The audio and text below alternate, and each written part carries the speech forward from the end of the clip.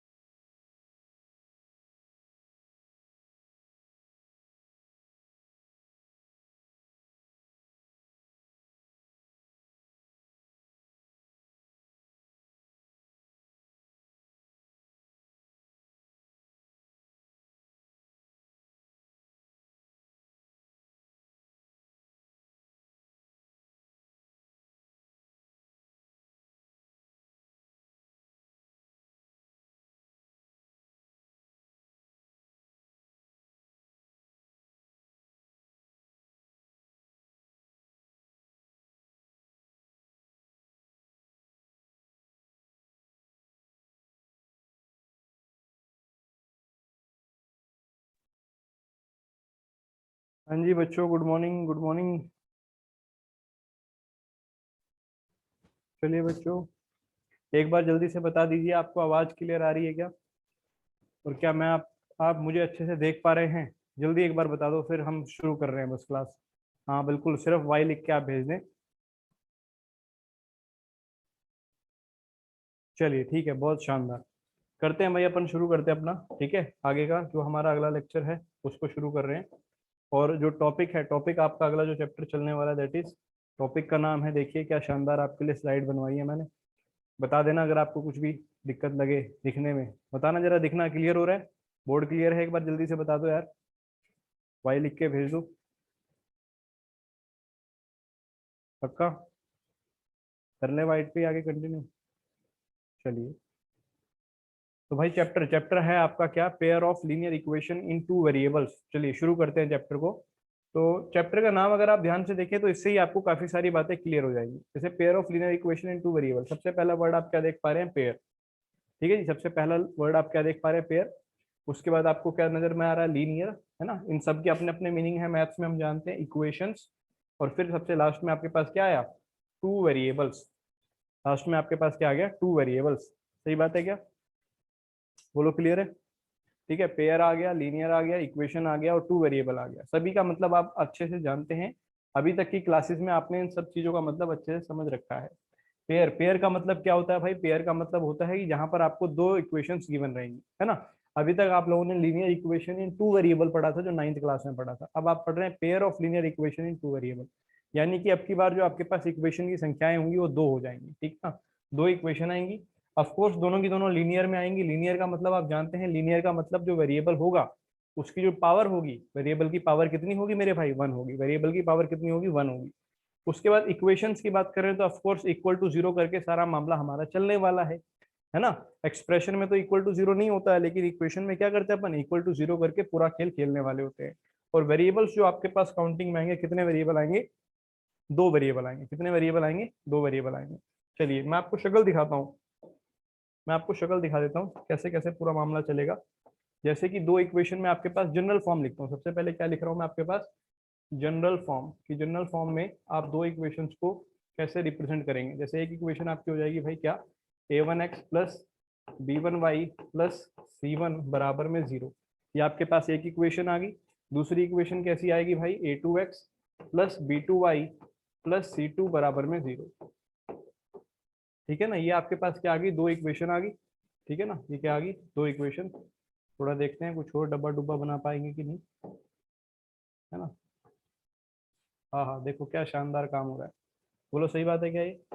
ठीक है ना, दो इक्वेशन आ गई आपके पास, a1x plus b1y plus c1 बराबर zero, a2x plus b2y plus c2 बराबर जीरो। क्योंकि दो इक्वेशन का प्रयोग किया तो हमने इसको क्या कह दिया? पेयर। हमने इस दो इक्वेशन की वजह से क्या बोला? पेयर।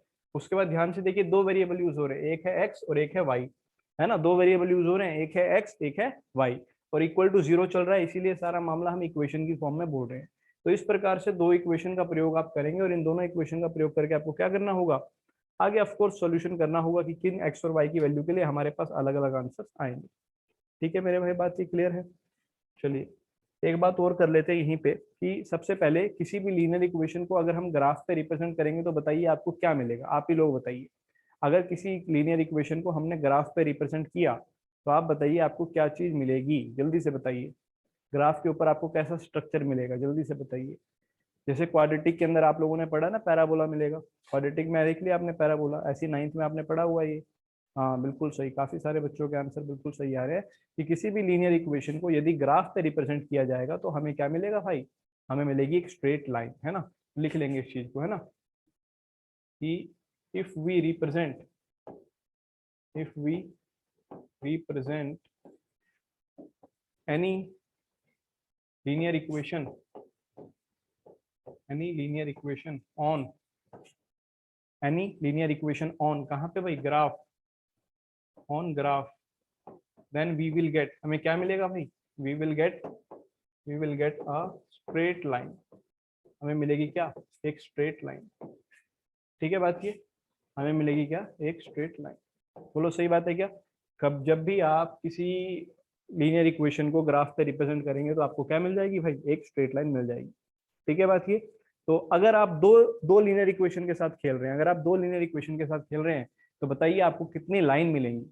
अगर दो लीनियर इक्वेशन के साथ खेल रहे हैं तो बताइए कितनी लाइन मिलेंगी, जल्दी से बताइए। अगर लीनियर इक्वेशन की संख्याएं दो हो जाएं तो आपको कितनी लाइनें मिल जाएंगी। बिल्कुल बहुत सिंपल सा है, जब एक लीनियर इक्वेशन एक लाइन ड्रॉ करवा के दिखाएगी तो दो लीनियर इक्वेशन कितनी लाइन दिखा देंगी, दो लाइन करके दिखा देंगी। ठीक है, दो लीनियर इक्वेशन कितनी दिखा देंगी, दो दिखा देंगी। मैं जैसे एक लीनियर इक्वेशन का ग्राफ बनाने की कोशिश करता हूँ। मान लीजिए बहुत सिंपल सी लीनियर इक्वेशन ले लेता हूँ, एक्स प्लस वाई बराबर 2। मान लो बच्चों मुझे इसका क्या बनाना है, ग्राफ बनाना है। तो ग्राफ के लिए आप सबसे पहले क्या करते हैं भाई, ग्राफ के लिए सबसे पहले आप एक्स एक्सिस वाई एक्सिस को ड्रॉ कर लेते हैं। जैसे ये आ गई,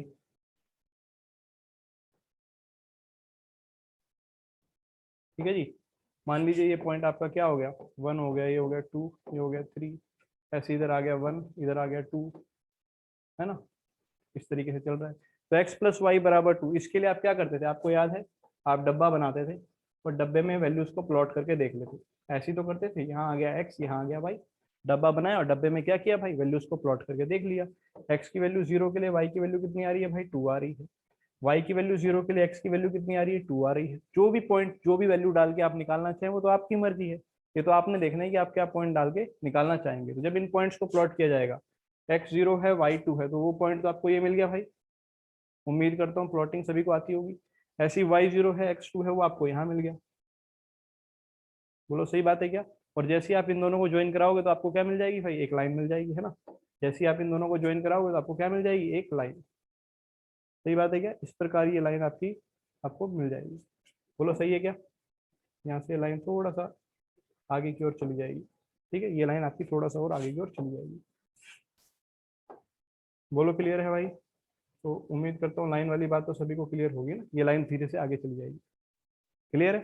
तो इस प्रकार किसी भी लीनियर इक्वेशन का जब ग्राफ ड्रॉ किया जाएगा तो हमें क्या मिल जाएगी, एक लाइन मिल जाएगी। जल्दी से स्क्रीनशॉट ले लो, जल्दी से आप एक स्क्रीनशॉट ले लो, है ना। बाकी आप लिखते भी रहना, है ना। भाई पेन चलाते रहना, ये बात ध्यान रखना, कोई बच्चा इस गलत फहमी में ना बैठे।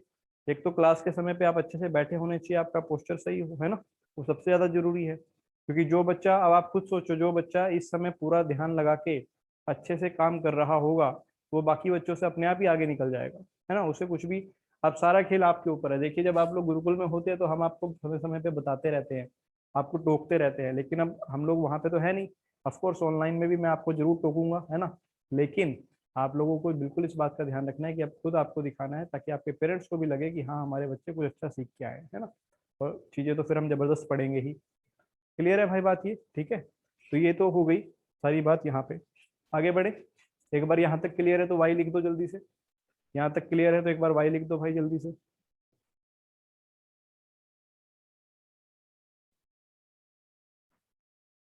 सही है, सही है, बिल्कुल सही है। चलिए आगे बढ़ते हैं भाई, यहाँ तक बात क्लियर है तो आगे बढ़ जाते हैं फिर, है ना। सीधा हम आगे बढ़ते हैं।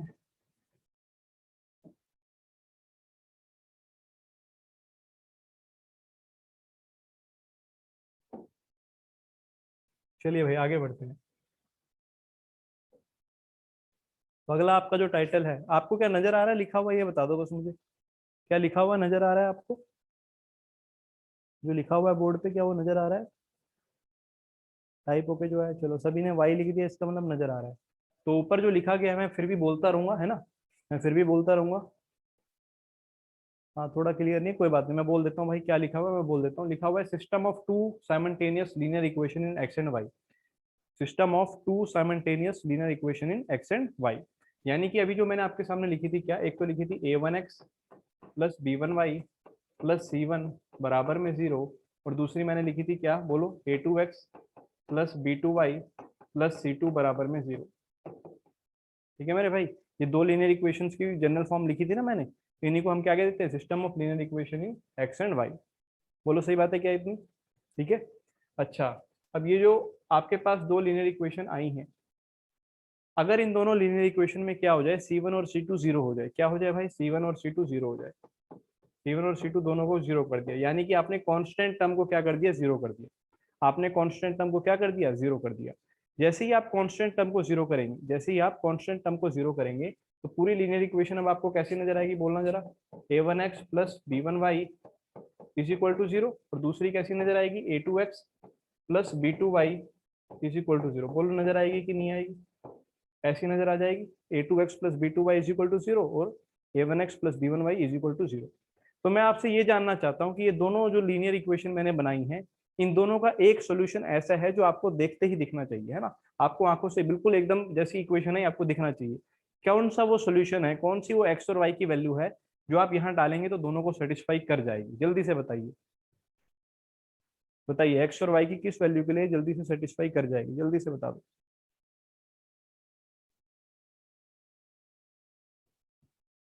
चलो बहुत शानदार, बहुत सारे बच्चों के आंसर बिल्कुल सही आ गए। एक्स और वाई की वैल्यू जीरो जीरो के लिए, बिल्कुल सही बात है, एक्स और वाई की वैल्यू जीरो जीरो के लिए जल्दी से सेटिस्फाई कर जाएगी। यानी एक्स जीरो और वाई भी क्या हो, जीरो हो, तो उसके लिए आपकी ये दोनों इक्वेशन क्या कर जाएंगी, सेटिस्फाई कर जाएंगी। डाल के देखो, जब आप एक्स की जगह जीरो डालोगे और वाई की जगह जीरो डालोगे तो जीरो बराबर जीरो आ जाएगा, ऐसी नीचे भी आ जाएगा। ठीक है ना? तो ऐसी इक्वेशन जिनमें जो सी जीरो हो जाता है उन्हें बोला जाता है क्या, होमोजीनियस सिस्टम ऑफ इक्वेशन। क्या बोला जाता है भाई, मैं यहाँ पे अलग से लिख लेता हूँ, आप लोग भी लिख लें, क्या, होमोजीनियस सिस्टम ऑफ इक्वेशंस। क्या बोला जाता है, होमोजीनियस सिस्टम ऑफ इक्वेशन। बोलो सही बात है क्या, homogeneous system of equation. Clear है? तो होमोजीनियस सिस्टम ऑफ इक्वेशन का एक जो ट्रिवियल सॉल्यूशन, क्या बोला जाता है इस चीज को, ट्रिवियल सॉल्यूशन। क्या बोला जाता है, ट्रिवियल। ट्रिवियल माने जो ऑब्वियस सा हो, जो दिख जाए आपको, आसानी से दिख जाए। ट्रिवियल सॉल्यूशन हमेशा क्या मिलेगा आपको, एक सॉल्यूशन तो इसका 0,0 करके मिलेगा ही मिलेगा, है ना। ट्रिवियल सॉल्यूशन क्या मिलेगा भाई, हमेशा 0,0 करके मिलेगा ही मिलेगा। ठीक है? अगर यहाँ तक क्लियर है तो वाई वाई लिख के भेजो। अगर यहाँ तक आपको बात क्लियर है तो वाई लिख के भेजिए और स्क्रीनशॉट ले लीजिए, स्क्रीनशॉट भी ले लो।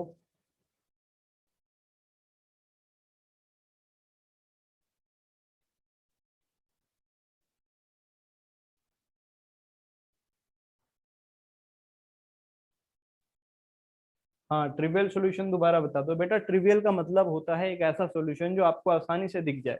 जैसे कि आपने बड़ी आसानी से, अगर इसमें आप ध्यान दें तो आपको आसानी से दिख जाएगा 0,0, एक्स की वैल्यू जीरो और वाई की वैल्यू जीरो डालने पे इन दोनों इक्वेशंस का आंसर 0,0 पे आ जाता है सेटिस्फाई। एग्जाम्पल के तौर पे मैं आपको दिखा देता हूँ। मान लीजिए जैसे यहाँ पर एक अलग से एग्जाम्पल लिख लीजिए, ठीक है ना। एक हम एग्जाम्पल लिख लेते हैं, ध्यान से देखिए। मान लीजिए दो इक्वेशन आपके पास दे रखी है भाई, कौन कौन सी, एक तो दे रखी है 3x plus 4y is equal to 0, ठीक है जी। एक इक्वेशन आपको दे रखी है, मान लो भाई 7x minus 8y is equal to 0। ये दो इक्वेशन आपके पास दे रखी है, आपसे पूछेगा फाइंड इट सॉल्यूशन। क्या पूछेगा भाई, फाइंड इट सॉल्यूशन, यानी कि x और y की किन वैल्यू के लिए इसका आंसर आएगा। तो आपको बड़ी तेजी से यहाँ पर क्या नजर में लेकर आना है कि दोनों ही इक्वेशन में जो कांस्टेंट टर्म है वो जीरो है। दोनों ही इक्वेशन में जो कांस्टेंट टर्म है भाई वो क्या है, जीरो है। और यदि दोनों इक्वेशन में कांस्टेंट टर्म जीरो है तो दोनों की दोनों कैसी इक्वेशन होंगी, होमोजीनियस सिस्टम ऑफ इक्वेशन में आ जाएंगी। कैसी इक्वेशन आएंगी, होमोजीनियस इक्वेशन। आप सिंपल बोल दें, क्या हो जाएंगी, होमोजीनियस इक्वेशन हो जाएंगी। और अगर वो होमोजीनियस इक्वेशन है तो उनका कंफर्म है, एक आंसर आपको क्या मिल गया, कंफर्म है क्या आने वाला है 0,0 आने वाला है। देख लो पुट करके, है ना। अगर आप x की जगह जीरो, y की जगह जीरो डालो तो ऊपर भी क्या आ गया, 0 बराबर 0 आ गया। नीचे भी आप x की जगह y और y की जगह 0 डालो तो 0 बराबर। तो 0 0 क्या है, इन दोनों के लिए ही क्या कर रहा है, सॉल्यूशन का काम कर रहा है। और जो दोनों का कॉमन पॉइंट्स होगा, जो दोनों का कॉमन सॉल्यूशन होगा, उसी को हम क्या बोलते हैं, हमारा आंसर बोलते हैं। तो इसीलिए होमोजेनियस सिस्टम ऑफ इक्वेशन बड़ी तेजी से आपको आपको एक आंसर तो मिल ही जाएगा, दैट इज 0,0। बोलो आप, अब क्लियर है क्या होमोजेनियस? अब क्लियर है क्या, जल्दी बताओ। आयुष, वत्स, ठीक है, क्लियर है। स्क्रीनशॉट ले लो भाई इस क्वेश्चन का भी, जो साइड में किया मैंने, एक बार स्क्रीनशॉट लेके रख लो। बाकी तो आप पेन से भी लिखते रहे, है ना, तो जब से सबसे बढ़िया तो वही है कि आप पेन से लिखते रहे, है ना, वही चीज आपको आगे कामयाब बनाएगी। ठीक है भाई, चलिए।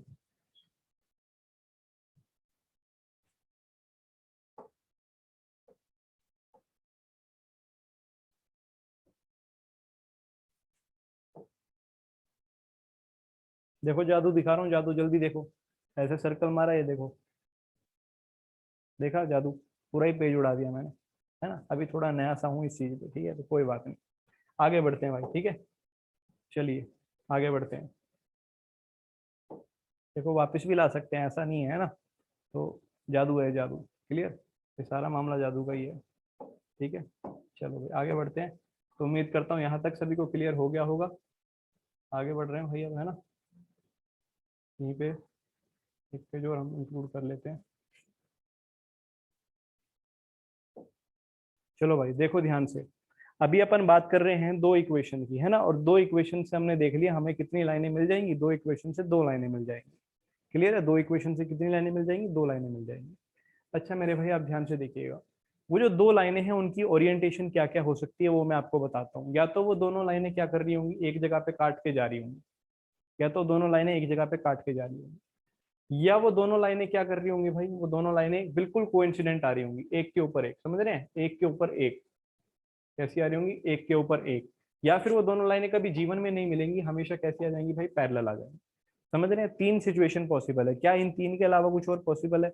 किसी बच्चे के दिमाग में ऐसा तो नहीं आ रहा कि सर दो लाइनें तीन जगह पे भी जाके मिल सकती हैं? बोलो, दो लाइनें क्या तीन जगह पे जाके मिल सकती हैं? किसी के दिमाग में आ रहा है क्या? नहीं आना चाहिए, है ना, क्योंकि ऐसा होता नहीं है। ये देखो, मान लो ये दो लाइनें हैं ना, ये दो लाइनें हैं, तो ये दो लाइनें या तो पैरेलल हैं जैसे अभी मैंने रख रखी हैं, तो कभी भी ये दोनों लाइनें आपस में नहीं मिलेंगी। या ये दोनों लाइनें इस तरीके से इंटरसेक्ट है तो ये एक पॉइंट पर आके मिल जाएंगी। कितने पॉइंट पे आके मिल जाएंगी? एक पॉइंट पर आके मिल जाएंगी। या फिर ये दोनों लाइनें कोइंसिडेंट है, एक के ऊपर एक है ना, इस प्रकार एक के ऊपर एक है। तो अब ये कितने पॉइंट पे मिल रही हैं आप बताइए? अगर दोनों लाइनें कोइंसिडेंट हैं तो वो कितने पॉइंट पर आकर मिलेंगी, जल्दी से बताइए। अगर दोनों लाइनें कोइंसिडेंट है तो कितने पॉइंट्स ऐसे होंगे जहां पर आके वो मिल रही होगी, जल्दी बता दीजिए। हाँ बिल्कुल सही, ऑल पॉइंट्स या फिर इन्फिनाइट पॉइंट्स बोल देंगे, है ना। यदि दोनों लाइनें पैरेलल हैं, सॉरी कोइंसिडेंट है, तो इन्फिनाइट पर आके आप मिल रही होंगी। सही बात है क्या? ठीक है, दोनों लाइनें आके इन्फिनाइट पॉइंट्स पर आके मिल रही होंगी। चलिए, तो इस बात को हम अलग से लिख लेते हैं ना, इस बात को हम अलग से लिख लेते हैं। एक मिनट रुक जाइए बस।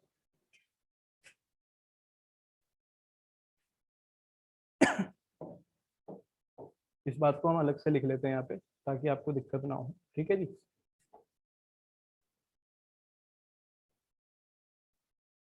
तो छोड़ो, एक एक पेज पे कर लेंगे, एक एक पेज पे पूरा पूरा कर लेते हैं। चलो भाई एक एक पेज पे पूरा पूरा कर लेते हैं। तो दो लाइनें देखो, ओरिएंटेशन किस प्रकार की होंगी। जब मैं बात कर रहा हूँ क्या, कि दो लाइनें हैं a1x plus b1y plus c1 बराबर में 0, और दूसरी लाइन होगी क्या भाई, a2x plus b2y plus c2 बराबर में 0। तो होगा क्या कि जब जब ऐसा होगा क्या, ध्यान से लिखिए, जब जब ऐसा होगा क्या कि कोफिशिएंट a1 बाय a2, अगर ये चीज आपकी नॉट इक्वल आ जाए किसके, b1 बाय b2 के, समझ रहे हैं, दोनों कोफिशिएंट्स का रेशो। अगर ये ऐसा हो जाए कि दोनों कोफिशिएंट्स का जो रेशो है, दोनों कोफिशिएंट्स का जो रेशो है, एक बार इसको बॉक्स में आप डाल लीजिए अच्छे से, है ना, इसे आप बॉक्स में डाल लीजिए, इंपॉर्टेंट है ये पॉइंट। ठीक है जी, यदि दोनों कोफिशिएंट्स का, ऐसे बना लेना, ठीक है,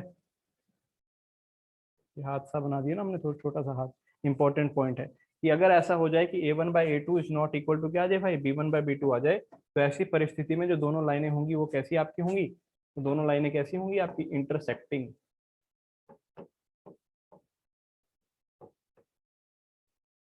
दोनों लाइनें कैसी होंगी भाई, इंटरसेक्टिंग। अच्छा और क्या बोलेंगे, अगर दोनों लाइनें इंटरसेक्टिंग हुई तो कितने सॉल्यूशन मिलेगा भाई, एक सॉल्यूशन मिलेगा, यूनिक सॉल्यूशन मिलेगा। यूनिक सॉल्यूशन, ऐसा सॉल्यूशन मिलेगा यूनिक सॉल्यूशन। और एक इंपॉर्टेंट पॉइंट और आप इसमें नोट कर सकते हैं, यहाँ अलग से लिख देता हूँ मैं, यूनिक सॉल्यूशन तो मिलेगा ही, साथ ही साथ इक्वेशंस को बोला जाएगा equations are consistent, equations are consistent. क्या बोला जाएगा? Equations are consistent. जिन इक्वेशन से आपको सॉल्यूशन मिल जाता है, जिन इक्वेशन से आपको सॉल्यूशन मिल जाता है, उन इक्वेशन को क्या कहा जाता है? कंसिस्टेंट कहा जाता है। क्या कहा जाता है? कंसिस्टेंट कहा जाता है। ठीक है बात ये? ठीक है, क्लियर है बात ये? बोलो। ठीक है, एक बार नोट कर लो भाई जल्दी से।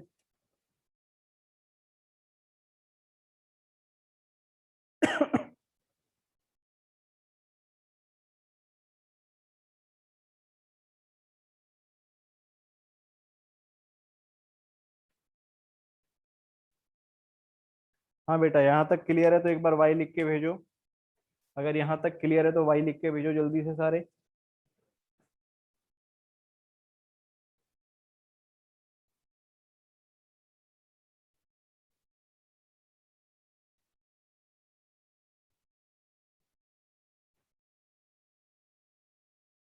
ठीक है जी, intersecting, unique and of course आपके पास जो इक्वेशन आएंगी वो कैसी आएंगी भाई? कंसिस्टेंट आएंगी। इक्वेशन कैसी आ जाएंगी? कंसिस्टेंट। चलो बेटा जी, मैं आपका छोटा सा ध्यान एक और पॉइंट पे लेके जाना चाहता हूँ। ठीक है, एक और जगह पे मैं आपका ध्यान लेके जाना चाहता हूँ। ऋतिक राज कह रहा है दोबारा से बता दो, दोबारा देख भाई, जल्दी देख ऋतिक राज। a1x दो इक्वेशन दे रखी थी, मैंने कहा कि जब जब ऐसा होगा, जब जब ऐसा होगा क्या कि a1/a2 is not equal to b1/b2 आ जाए। क्या हो जाए? a1/a2 b1/b2 के बराबर ना आए। अगर ऐसी सिचुएशन आई तो तेरी दोनों लाइनें कंफर्म है कैसी आएंगी? इंटरसेक्टिंग आएंगी। कैसी आएंगी? इंटरसेक्टिंग, यानी एक पॉइंट पे काटती हुई जाएंगी। जब एक पॉइंट पे काटेंगी तो दोनों का यूनिक सॉल्यूशन एक वो पॉइंट हो जाएगा जिस पॉइंट पे वो काट रही है। ठीक है बात ये? जिस पॉइंट पे वो काट रही है उनका क्या हो जाएगा? यूनिक सॉल्यूशन हो जाएगा। और अगर किसी भी दो इक्वेशन से आपको अगर सॉल्यूशन मिल गया, आपको सॉल्यूशन मिलना चाहिए, अगर सॉल्यूशन मिल गया तो आप क्या बोल देंगे? कि दोनों इक्वेशन कैसी हैं? कंसिस्टेंट है। बोलो सही बात है, दोनों इक्वेशन कैसी हैं? कंसिस्टेंट है। ठीक है, हाँ इसका कोई रीजन है? बिल्कुल रीजन है भाई, है ना, बिल्कुल रीजन है। कार्तिक राज पूछ रहा है सर अगर ये बराबर हो जाए तो क्या होगा? तो बेटा उस पर भी मैं अभी बात करूंगा, चिंता मत करो, है ना, उस पर भी मैं बात करने वाला हूँ। ठीक है, और इसके पीछे क्या कारण है मैं उस पर भी बात करने वाला हूँ। ठीक है, तो थोड़ा सा आप लोग अपना दिमाग चलाइएगा, क्योंकि जब आप लोग आए थे ऑफलाइन के अंदर, तो ऑफलाइन के अंदर मैंने कोऑर्डिनेट ज्योमेट्री आपको पढ़ाया था, और कोऑर्डिनेट ज्योमेट्री में मैंने आपसे स्लोप पर बात कर ली थी, है ना, तो इसीलिए स्लोप वाली चीज पे मैं बात करने वाला हूँ। सभी बच्चे थोड़ा सा ध्यान देंगे। देखो मेरे भाई, होता क्या है कि किसी भी इक्वेशन को लिखने का एक तरीका ये भी होता है क्या? y बराबर में एम एक्स प्लस सी करके।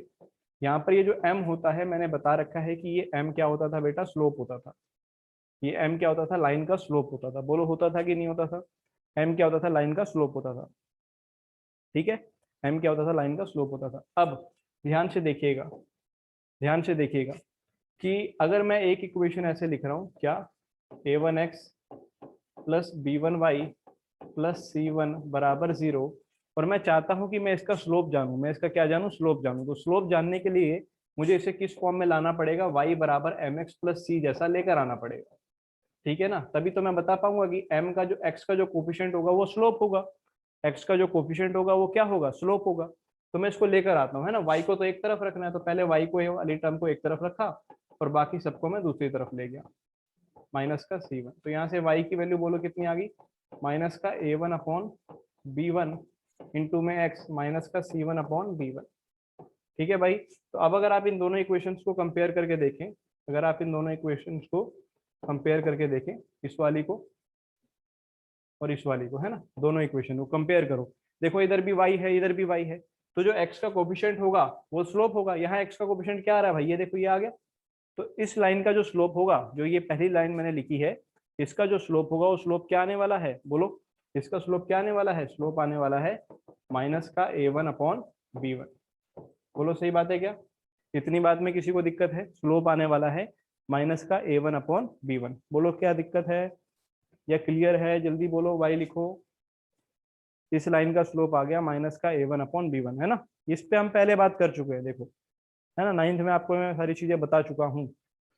स्लोप आ गया माइनस का a1/b1। इसी प्रकार अगर दूसरी लाइन का लिखना पड़ जाए तो आप लिख सकते हैं दूसरी लाइन का, ये तो पहली लाइन का स्लोप आ गया इसलिए m1 बोल दिया।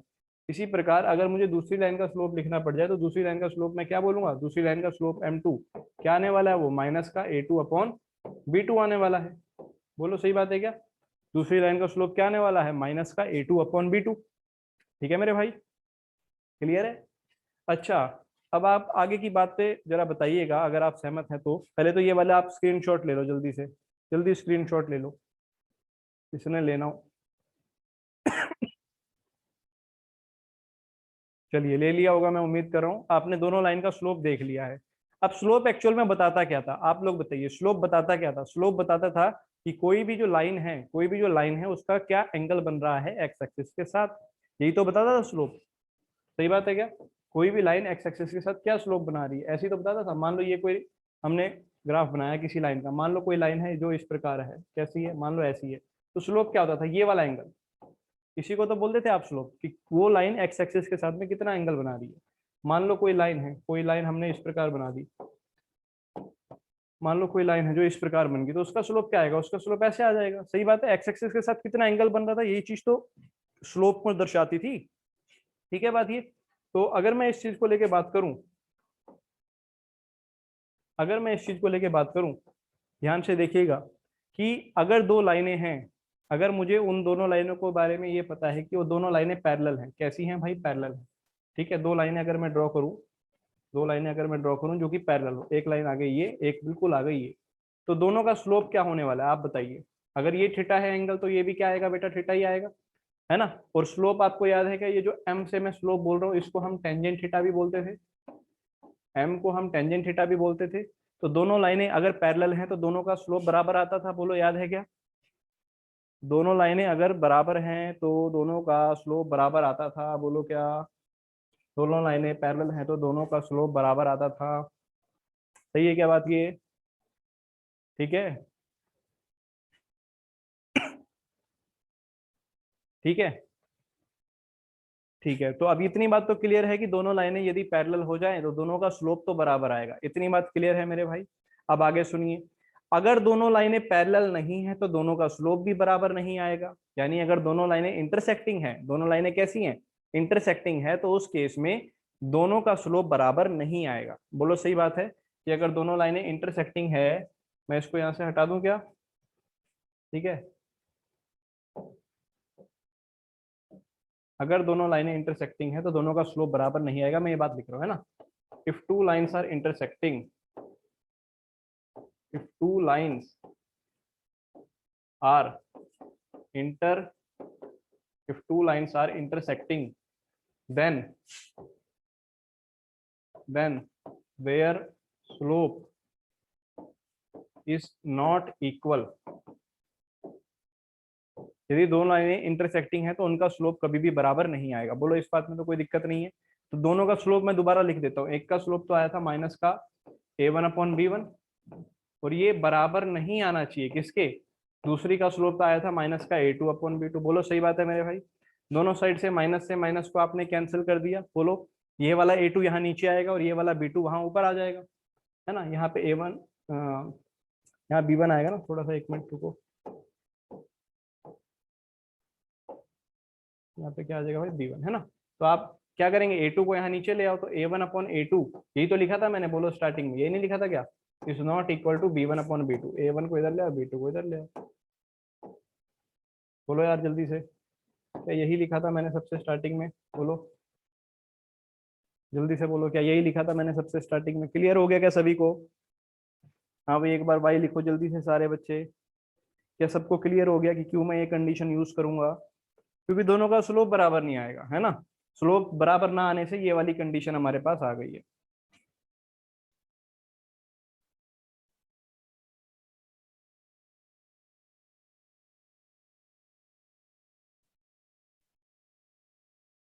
स्क्रीनशॉट ले लो भाई जिसने लेना हो, स्क्रीनशॉट ले लो जिसने लेना हो।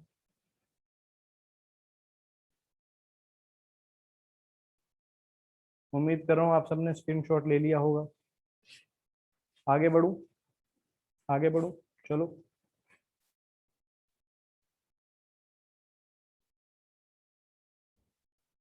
चलिए आगे बढ़ रहा हूँ भाई। तो अभी आपने ये बात देख ली कि क्या कि अगर दो लाइनें इंटरसेक्टिंग है, मैं कंडीशंस दोबारा से आपको बोल रहा हूँ, कंडीशंस क्या क्या आपने देख ली है। दिखा भी देता हूँ, शायद हमारे पास वो पेज होगा तो दिखा देता हूँ आपको भाई। ये वाला पेज है ना, ये देखो ये वाला पेज था ना, अभी थोड़ी देर पहले हमने देखा था क्या कि अगर दो लाइनें इंटरसेक्टिंग है, अगर दो लाइनें इंटरसेक्टिंग है तो उस केस में, इंटरसेक्टिंग के केस में a1/a2 not equal to b1/b2 आएगा। यूनिक सॉल्यूशन आएगा क्योंकि जिस पॉइंट पे वो काटेंगी वो पॉइंट उन दोनों के लिए कॉमन हो जाएगा, तो वो यूनिक सॉल्यूशन आ जाएगा, एक ही सॉल्यूशन आ जाएगा। और अगर आपको सॉल्यूशन मिल रहा है तो ऐसी उस चीज को आप क्या बोलते हैं, कंसिस्टेंट बोलते हैं। अगर आपको सॉल्यूशन मिल रहा है तो उस चीज को आप क्या कह के पुकारते हैं कि वो दोनों इक्वेशन कैसी होंगी, कंसिस्टेंट होंगी। ठीक है मेरे भाई, क्लियर। चलिए आगे बात करते हैं। अब अगली बात करते हैं कि अगर ऐसा हो जाए सर कि कल को दोनों लाइनें क्या आ जाए, कोइंसिडेंट आ जाए, है ना, कि अगर दोनों लाइनें क्या आ जाए, कोइंसिडेंट आ जाए, तो उस केस में क्या परिस्थिति उत्पन्न होती है कि a1/a2 बराबर होता है b1/b2 बराबर होता है c1/c2। ठीक है भाई, अगली कंडीशन है आपकी, बिल्कुल आपको अच्छे से इसको दिमाग में बिठा लेना है, बहुत इंपॉर्टेंट है ये तीनों ही कंडीशन इंपॉर्टेंट होंगी। a1/a2 b1/b2 c1/c2 तीनों के रेशो बराबर आ जाएंगे। ऐसी स्थिति में जो लाइंस होंगी वो कैसी होती हैं, कोइंसिडेंट। कोइंसिडेंट यानी एक के ऊपर एक, कोइंसिडेंट का मतलब होने वाला है एक के ऊपर एक। और अगर दो लाइनें कोइंसिडेंट है, अभी थोड़ी देर पहले आप ही ने मुझे बताया था कि उस केस में आपको इनफाइनाइट नंबर ऑफ सॉल्यूशन मिल जाएंगे। Infinite number of solutions, infinite number of solutions आपको उस पे इसमें मिल जाएंगे। क्लियर है। और क्योंकि आपको सॉल्यूशन मिल रहा है, अभी मैंने आपको स्टार्टिंग में बोल दिया था कि अगर हमें सॉल्यूशन मिल जाए, अगर हमें सॉल्यूशन मिल जाए तो सॉल्यूशन मिलने की स्थिति में इक्वेशंस कैसी हो जाती है हमारी, कंसिस्टेंट। तो इक्वेशंस विल बी, इक्वेशंस क्या हो जाएंगी भाई, इक्वेशंस आर कैसी, कंसिस्टेंट। इक्वेशंस कैसी होंगी भाई, कंसिस्टेंट। बोलो सही बात है क्या, इक्वेशंस आर कंसिस्टेंट। अब इसका भी आप तरीका कैसे पता चलाओगे, कैसे पता लगाओगे कि ये जो ये कंडीशन कैसे लाओगे, जैसे मैं पहले वाली लेकर आया था वैसे इसकी कंडीशन आप लोग कैसे लेकर आओगे, जल्दी से बताओ। आप लोग कैसे इसकी कंडीशंस लेके आओगे, ग्राफ ही बना लोगे, है ना। ग्राफ से आपको बिल्कुल अच्छे से क्लियर हो जाएगा, है ना। ग्राफ से आपको क्लियर हो जाएगा कि मान लीजिए अगर हम दो लाइनें ड्रॉ कर लें, ठीक है, मान लीजिए एक लाइन ये है, ठीक है भाई, मान लीजिए एक लाइन ये है और दूसरी लाइन भी बिल्कुल इसी के ऊपर आ गई, तो उसको दोबारा बनाने का तो मतलब है नहीं। एक लाइन जो इसके ऊपर आई है वही दूसरी लाइन भी इसी के ऊपर आ गई। तो आप ध्यान से बताइएगा, देखो दोनों का स्लोप तो बराबर ही आएगा, दोनों का जो स्लोप होगा वो तो बराबर ही होगा, उसमें तो कोई दिक्कत नहीं है। तो हम ये बोल सकते हैं दोनों का स्लोप तो बराबर ही आएगा। साथ ही साथ दोनों वाई एक्सिस को बताओ एक ही पॉइंट पे काटती हुई जाएंगी। बोलो सही बात है क्या, दोनों की दोनों वाई एक्सिस को बिल्कुल एक ही पॉइंट पे काटती जाएंगी। ठीक है। कंसिस्टेंट मींस, एक बच्चा साहिल साहिल पूछ रहा है कंसिस्टेंट का मतलब, बेटा कंसिस्टेंट का मतलब होता है जहां से आंसर आ जाए, है ना। अगर यूनिक आ जाए तो भी कंसिस्टेंट, इनफिनाइट आ जाए तो भी कंसिस्टेंट, आंसर आना चाहिए। ठीक है, कंसिस्टेंट का मतलब होगा आंसर आ जाना। ठीक है मेरे भाई, बात ये तो इसीलिए यहाँ से आप, मुझे लगता है, उम्मीद करता हूँ सारे बच्चे वो कंडीशन दोबारा से अपने लिए खुद आप अंदाजा लगा चुके होंगे कि हाँ सर ऐसा ऐसा करके हो जाएगा। ठीक है, तो इस चीज को हम यहाँ से हटा देते हैं फिलहाल, आगे की बात कर लेते हैं। ठीक है, अभी तक हमने जो चीजें पढ़ ली उसके आगे की बात कर लेते हैं।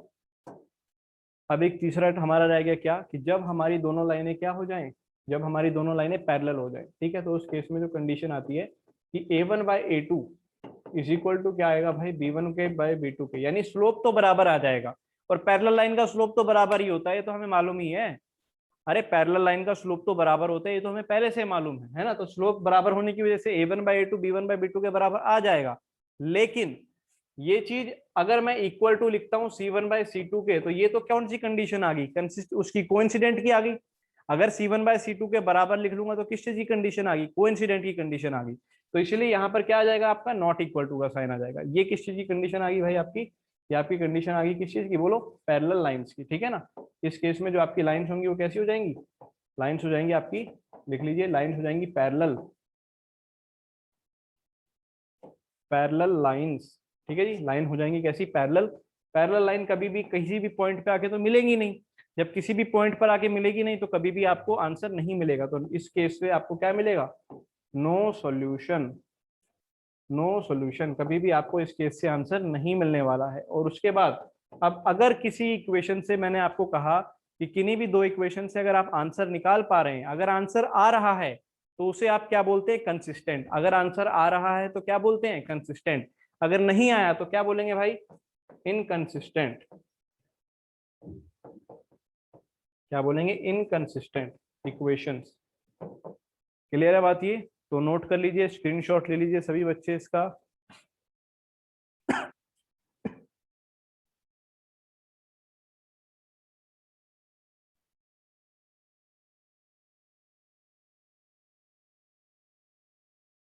हाँ, आर्यन राज पूछ रहा है कि सर यदि if both line will coincide then equations will be equal और नॉट। बिल्कुल बेटा, इक्वल हो जाएंगी, इक्वेशन बराबर हो जाएंगी।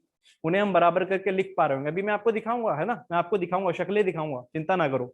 अभी मैं आपको शक्ल दिखाऊंगा कि कैसे कैसे काम होता है। दक्ष कह रहा है C1/C2 तो 1 हो जाएगा। हाँ, कोइंसिडेंट के केस में बिल्कुल हो जाएगा भाई, कोइंसिडेंट की परिस्थिति में हो जाएगा, है ना। रेशो 1 आएगा ही आएगा, है ना, वो अभी आपको दिख भी जाएगा।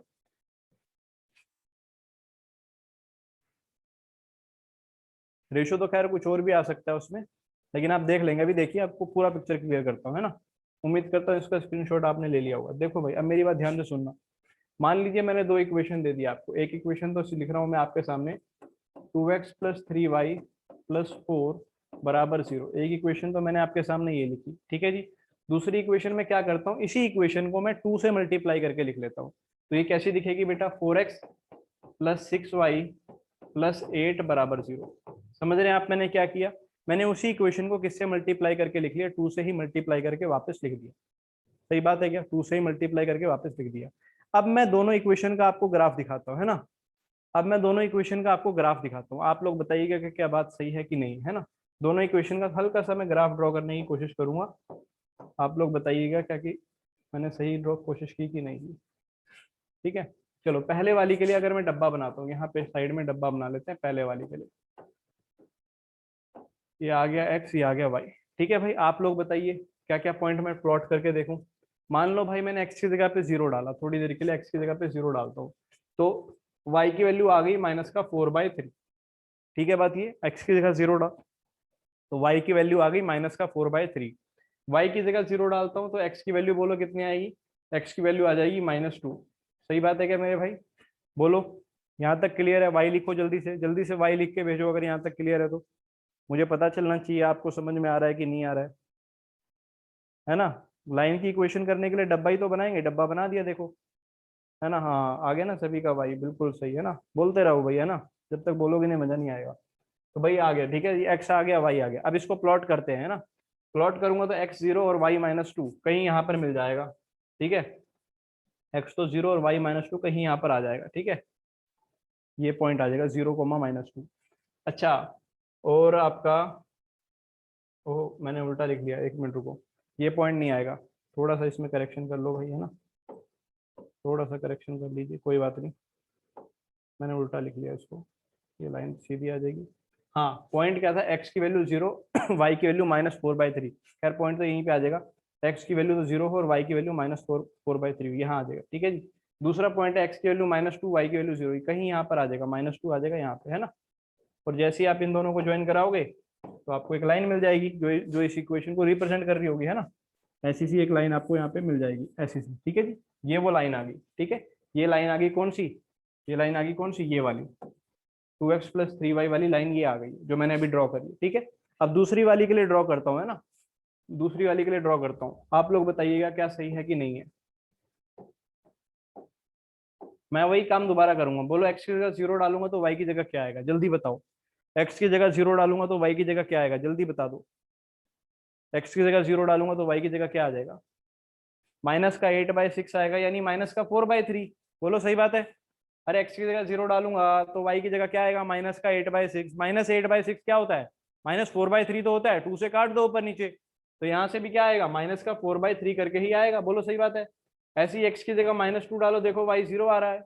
x की जगह आप -2 डाल दो तो -2 × 4 -8, -8 + 8 0 आ गया, तो y 0 आ गया, यानी वही दो पॉइंट वापस आ गए। पर अगर वही दो पॉइंट वापस आ गए और मुझे लाइन को दोबारा दिखाना होगा, अगर मुझे लाइन को दोबारा दिखाना होगा तो कैसे मिलेगी, उसी के ऊपर तो आएगी लाइन। सोच के देखो, जो दूसरी जो लाइन होगी जो ब्लू कलर से आ रही है, बिल्कुल उसी के ऊपर। है ना। थोड़ा सा स्टेट तो मैं बना नहीं पाऊंगा इसके ऊपर, लेकिन आप समझ जाएंगे कि हाँ, कि लाल और ब्लू दोनों लाइनें कोइंसाइड कर जाएंगी। लाल और ब्लू दोनों लाइनें कैसी कर जाएंगी? कोइंसाइड कर जाएंगी। तो कोइंसाइड की परिस्थिति में आपने देखा, अगर आप इनके कोफिशिएंट्स को डिवाइड कराएं, देखो क्या आ रहा है, 2/4। 2/4 कितना आएगा? जो भी आएगा वो क्या बराबर आएगा? 3/6 के, और बराबर आएगा 4/8 के। देखो बराबर आ रहा है कि नहीं रेशो? हर बार रेशो कितना आया? 1/2 करके आ गया। बोलो रेशो बराबर आएगा कि नहीं आएगा? क्लियर है क्या? हाँ बिल्कुल, इन्फिनाइट सॉल्यूशन है। इस परिस्थिति में जो दोनों इक्वेशंस हैं उनके सॉल्यूशन कितने होंगे? इन्फिनाइट होंगे, क्योंकि दोनों लाइनें कितने पॉइंट पे जाके मिल रही हैं? कितने पॉइंट पे जाके मिल रही हैं? इन्फिनाइट पॉइंट्स पे जाकर दोनों लाइनें आपकी मिल रही हैं। ठीक है भाई, क्लियर है क्या? स्क्रीनशॉट ले लो, बता दो एक बार सबको, क्लियर है क्या?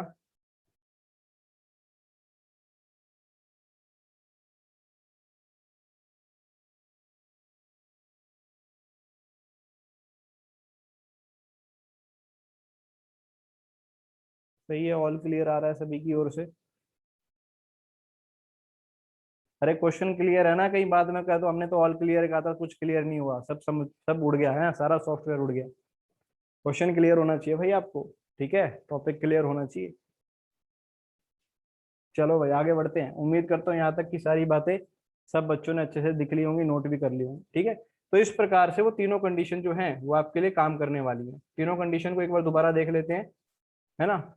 तीनों कंडीशन को दोबारा, पहली कंडीशन क्या थी कि अगर दो लाइनें आपकी क्या हो, अगर दो लाइनें आपकी क्या हो, क्या बात करी थी हमने?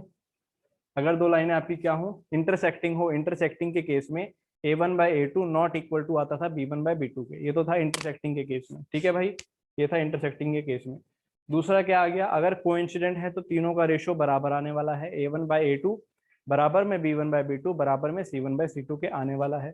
और तीसरी बात हमने अभी क्या देख ली उसके बाद, कि अगर दोनों लाइनें पैरेलल हैं, कैसी हैं मेरे भाई? पैरेलल हैं, तो उस केस में लास्ट वाला रेशियो है वो बराबर नहीं आएगा। ठीक है बात ये, आगे बढ़े अब। ठीक है, अब हमारे पास जैसे ये एक क्वेश्चन आया हुआ है, यहाँ पे क्वेश्चन आप सबको का नजर आ रहा है, तो मैं दोबारा लिख देता हूँ।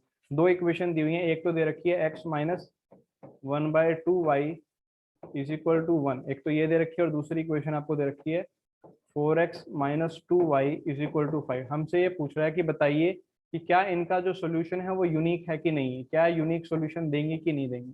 और यूनिक का मतलब क्या होता था भाई? यूनिक का मतलब क्या दोनों लाइनें इंटरसेक्टिंग है कि नहीं है।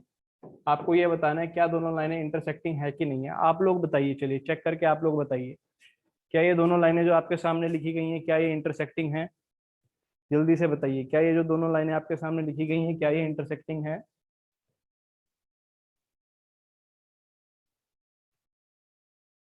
कुछ बच्चे नो लिख रहे हैं, कुछ बच्चे यस लिख रहे हैं। सोच के जवाब दो बेटा, गलत नहीं होना चाहिए किसी का भी। इंटरसेक्टिंग की कंडीशन याद है क्या? इंटरसेक्टिंग की कंडीशन क्या होती थी भाई? इंटरसेक्टिंग की कंडीशन आपको याद होनी चाहिए इसके लिए। इंटरसेक्टिंग का मतलब होता था कि A1/A2 जो होना चाहिए वो नॉट इक्वल टू होना चाहिए B1/B2 के। चेक कर लेते हैं एक बार, है ना, उससे क्लियर हो जाएगा। A1/A2, ध्यान से देखो बेटा, A1 की वैल्यू तो है 1 और A2 की वैल्यू है 4, तो क्या आएगा? A1/A2 तो आ रहा है 1/4। इस तरफ चेक करते हैं, B1 की वैल्यू है बेटा माइनस का 1/2, तो ये तो आ गया माइनस का 1/2। और B2 की वैल्यू कितनी है भाई? -2, तो ये नीचे आ गया क्या? -2।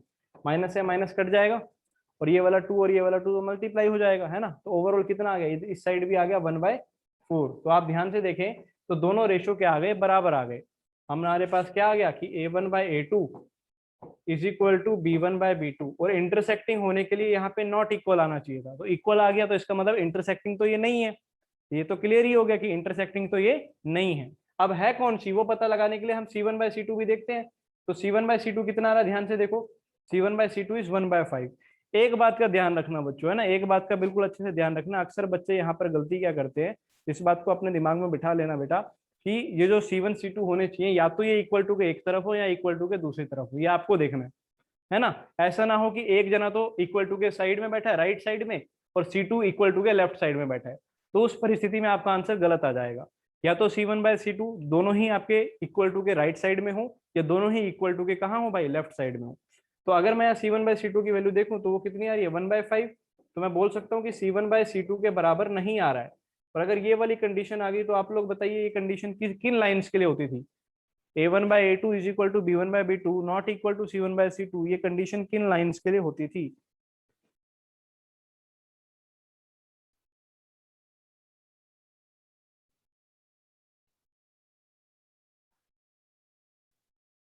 बिल्कुल सही, ये कंडीशन होती थी भाई पैरेलल लाइंस के लिए। बिल्कुल सही आंसर है, बिल्कुल सही जवाब है आप लोगों का। ये कंडीशन किसके लिए होती थी? पैरेलल लाइंस के लिए। तो ये जो दोनों लाइनें हैं अगर ये पैरेलल हैं तो क्या ये यूनिक सॉल्यूशन देंगी? अब आप लोग बताओ, अगर पैरेलल लाइन है तो क्या ये यूनिक सॉल्यूशन देंगी कि नहीं देंगी? क्या ये यूनिक सॉल्यूशन देंगी कि नहीं देंगी? नहीं देंगी, बिल्कुल सही बात है, बिल्कुल नहीं देंगी, है ना। अगर पैरेलल लाइन है तो उनका तो कभी कोई सोल्यूशन आता ही नहीं है। पैरेलल का कोई भी सोल्यूशन कभी भी नहीं आता है, तो कैसी होंगी? ये पैरेलल लाइन होंगी। एक सवाल का जवाब और दे दो, क्या ये कंसिस्टेंट है या नहीं है? क्या ये इनकंसिस्टेंट? अगर कंसिस्टेंट है तो सी लिखो, इनकंसिस्टेंट है तो आई लिखो, जल्दी बताओ। अगर इनकंसिस्टेंट है तो आई लिखो, कंसिस्टेंट है तो सी लिखो, जल्दी लिखो। लगभग सभी ने सही आंसर दिया, एक आधे ने गलत दे दिया भाई। आर्यन राज गलत क्यों दे रहा है आंसर यार? भाई अगर पैरेलल है तो पैरेलल से आंसर तो आएगा नहीं, पैरेलल लाइन से कभी भी आंसर आता नहीं। और अगर आंसर नहीं आता, अगर कभी भी आंसर नहीं आएगा तो दोनों इक्वेशंस कैसी होंगी? इनकंसिस्टेंट। कंसिस्टेंट तब होगी जब आंसर आ जाए, कंसिस्टेंट तब होगी जब आंसर आ जाए। और आंसर केवल दो लाइनों से आ सकता है, या तो वो यूनिक हो, इंटरसेक्टिंग लाइन हो, या वो दोनों लाइनें कैसी हो? कोइंसिडेंट हो। क्योंकि इंटरसेक्टिंग के केस में एक आंसर आता है और कोइंसिडेंट के केस में इन्फिनाइट आंसर आते हैं। तो उस परिस्थिति में तो दोनों इक्वेशन कंसिस्टेंट होंगी। लेकिन अगर दोनों लाइनें पैरेलल आ गई तो उनसे कभी भी आंसर नहीं आएगा। और अगर आंसर नहीं आएगा तो दोनों को आप क्या बोलेंगे? इनकंसिस्टेंट बोलेंगे। ठीक है, चलो अब आगे बढ़े अगले क्वेश्चन पे। चलो अब ये अच्छा क्वेश्चन है, कह रहा है फाइंड द वैल्यू ऑफ के की वैल्यू ज्ञात कीजिए। मैं इक्वेशन यहाँ दोबारा लिख रहा हूँ भाई। इक्वेशन दी हुई है 3x माइनस का 4y प्लस का 7 बराबर 0। एक इक्वेशन तो ये दे रखी है और दूसरी दे रखी है k इंटू एक्स प्लस का 3 इंटू वाई माइनस का 5 इक्वल टू 0। आपको बताना है k की value for which the system of equation has no solution.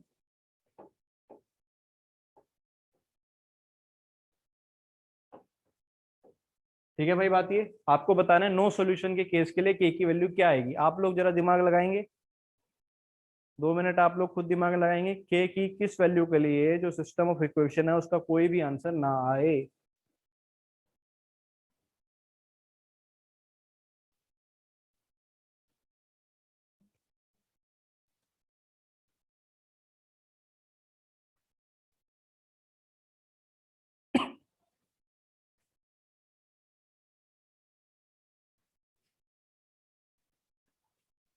हाँ जी बेटा जी, अब बात करते हैं हम लोग। अगर कोई भी आंसर ना आए तो इसका मतलब जो आपको कंडीशन बनानी पड़ेगी, आंसर कब नहीं आता? जब दोनों लाइनें पैरेलल हो जाए। आंसर कब नहीं आता? जब दोनों लाइनें पैरेलल हो जाए। और पैरेलल की कंडीशन होती थी बेटा, पैरेलल की कंडीशन होती थी क्या? कि A1/A2 is equal to B1/B2 is not equal to C1/C2। यही तो होती थी पैरेलल की कंडीशन, है ना। अगर ऐसा हो जाए, अगर ऐसा हो जाए तब हम बोलेंगे क्या? कि दोनों लाइनें हमारी कैसी आ रही हैं? पैरेलल आ रही हैं। दोनों से कभी भी आंसर नहीं आएगा। तो ये कंडीशन हमें सेटिस्फाई करानी है, करवाते हैं। बोलो क्या आएगा? 3/k बराबर आएगा किसके? -4/3। और ये चीज बराबर नहीं आनी चाहिए किसके?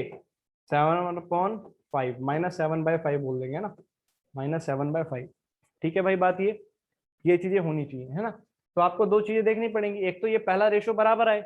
अगर ये पहला रेशो बराबर आना है इस वाले से, केवल इस वाले से बात करो, पहले वाले से, तो यहाँ से के की वैल्यू कितनी आएगी? सोच के देखो। अगर पहला रेशो बराबर कर रहे हैं तो के की वैल्यू कितनी करनी पड़ेगी? इसको बराबर करके देखो, 3/k बराबर -4/3, है ना।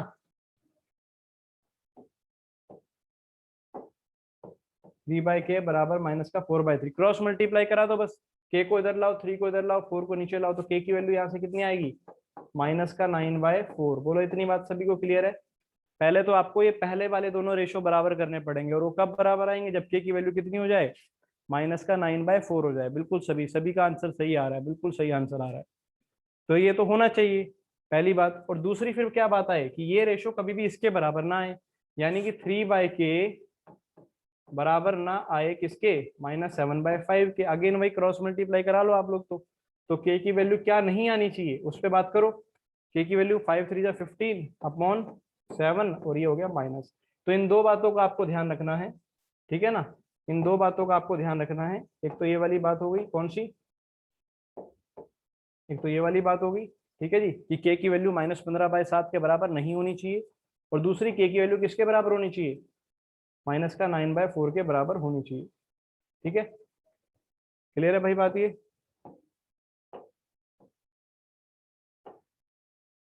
बोलो, क्या सभी को क्लियर है, तो वाई लिख दो। दो बातों पे ध्यान रखना था इसमें।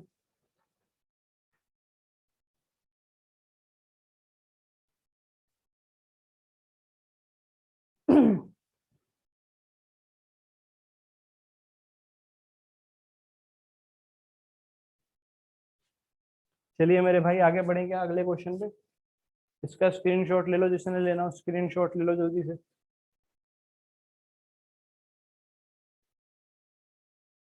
चलिए आगे बढ़ रहे हैं भाई। चलिए एक क्वेश्चन और शानदार सा क्वेश्चन आपके सामने। फॉर वट वैल्यू ऑफ के बोल रहा है, फॉर वट वैल्यू ऑफ के इक्वेशन में लिख रहा हूँ x+2y = 5, और दूसरा दे रहा है आपको 3x + ky = 5 है यहाँ पे, प्लस में 15 बराबर में 0 है ना।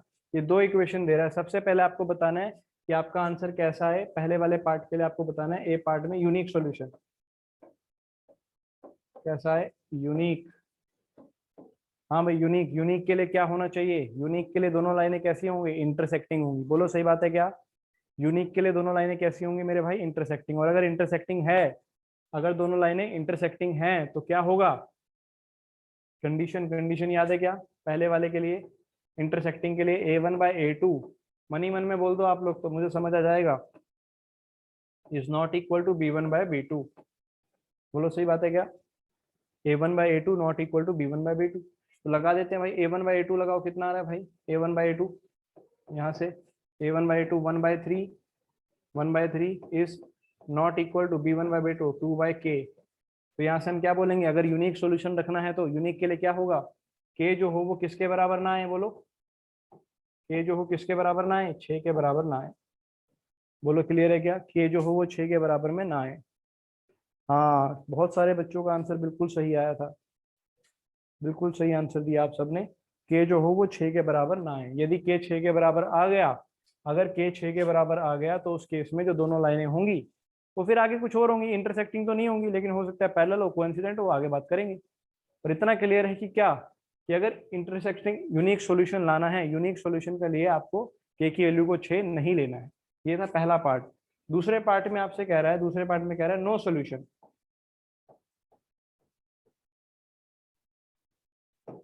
तो नो सॉल्यूशन की कंडीशन याद है क्या भाई, अभी थोड़ी देर पहले हमने लिखी थी पीछे, a1/a2 = b1/b2 but not equal to c1/c2, यानी पैरेलल लाइंस है ना।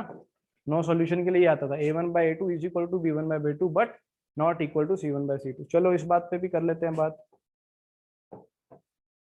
इस बारे में भी बात कर लेते हैं। चलो नो सॉल्यूशन के लिए सबसे पहले बोलो a1/a2 not equal to b1/b2, यानी अब यहाँ से हम क्या बोलेंगे कि 1/3 बराबर आना चाहिए 2/k के। बोलो सही बात है क्या, 1/3 बराबर आना चाहिए 2/k। तो यहाँ से क्या आएगा, यहाँ से आएगा कि k को पहले 6 होना पड़ेगा। पहली बात तो ये, k की वैल्यू को क्या होना पड़ेगा, 6 होना पड़ेगा, क्योंकि अगर k की वैल्यू 6 हुई तभी सबसे पहले तो आपके पहले दो रेशो बराबर आएंगे।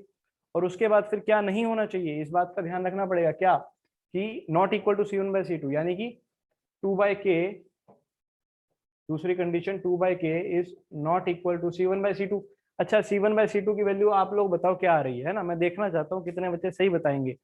c1/c2 की वैल्यू क्या आ रही है, जल्दी से बता दो। अरे दक्ष ने सबसे पहले सही आंसर दे दिया ना, आर्यन गलत है, मनीष का सही है। c1/c2 बस बताओ, तुषार का सही है, लघु गुप्ता का सही है, हर्ष का नहीं, हर्ष गलत बताया है, सूरज का ठीक है, शिवम का ठीक है, प्रभात, अरे एकदम से मैसेज आ गया भाई सभी के, बहुत सही बहुत सही, सभी का वाक्य होगा सही आ रहा है। तो C1/C2 की वैल्यू आएगी भाई कितनी, -1/3। मैंने बोला था कि जो C1 और C2 हो वो इक्वल की एक ही साइड में रखना, अगर अलग अलग साइड में हुए तो आपका आंसर गलत आने के चांसेस हो जाएंगे। वही हुआ, जो जिन्होंने गलत दिया इसी वजह से दिया। देखो 5 जो है वो इक्वल टू के इस साइड है, तो 15 को भी आप उधर ले जाओ, या 5 को आप उधर लेकर आओ। तो जब 15 को उधर लेके जाओगे तो -15 हो जाएगा, और फिर जब रेशो लोगे तो वो कितना आएगा, -1/3 आएगा। रेशो कितना आएगा, -1/3 आएगा। ठीक है बात, ये रेशो -1/3। और यहाँ से के की वैल्यू क्या नहीं होनी चाहिए, नॉट इक्वल टू पे चेक करे थे ना लास्ट वाला हम, नॉट इक्वल टू पे, ये चीज नहीं होनी चाहिए। तो यानी कि के की वैल्यू क्या नहीं होनी चाहिए, बोलो, -6 नहीं होनी चाहिए। ठीक है, दो या एक तो के 6 होना चाहिए, और साथ ही साथ के ऑफ कोर्स ध्यान में रखना है क्या, कि -6 ना हो। बोलो क्लियर है? ठीक है मेरे भाई, सभी को क्लियर है क्या क्वेश्चन? दोनों पार्ट?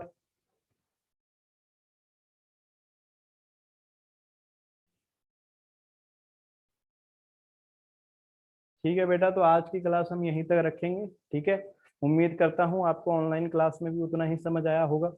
पूरी कोशिश हमारी ओर से की गई है, आप लोग भी घर पे बैठ के पूरी मेहनत से पढ़ेंगे। आज की क्लास के बाद जो आपका काम है वो आप नोट कर लीजिए, है ना, आप एनसीईआरटी बना ले, linear pair of linear equation की जो एनसीईआरटी है ना, उसके अंदर, एनसीईआरटी के अंदर शायद शायद अगर मैं गलत नहीं हूँ तो सेकंड एक्सरसाइज है, सेकंड एक्सरसाइज जो रहेगी आपकी, ठीक है जी, सेकंड एक्सरसाइज जो रहेगी उसे आप बनाने की कोशिश करें। मतलब जो भी एक्सरसाइज इसके ऊपर होगा ना लीनियर, मतलब A1/2 जो कोफिशिएंट वाला तरीका आज हमने देखा है, वो वाली एक्सरसाइज आप बना ले, है ना, सभी बच्चे जरूर बना ले। आज के आज बनाओगे तो दिमाग में सब कुछ सेट हो जाएगा। ठीक है, क्लियर है क्या? ठीक है, बोलो जल्दी, क्लास खत्म करें फिर अब। सभी को क्लियर हो गई क्लास, समझ में आया था सबको?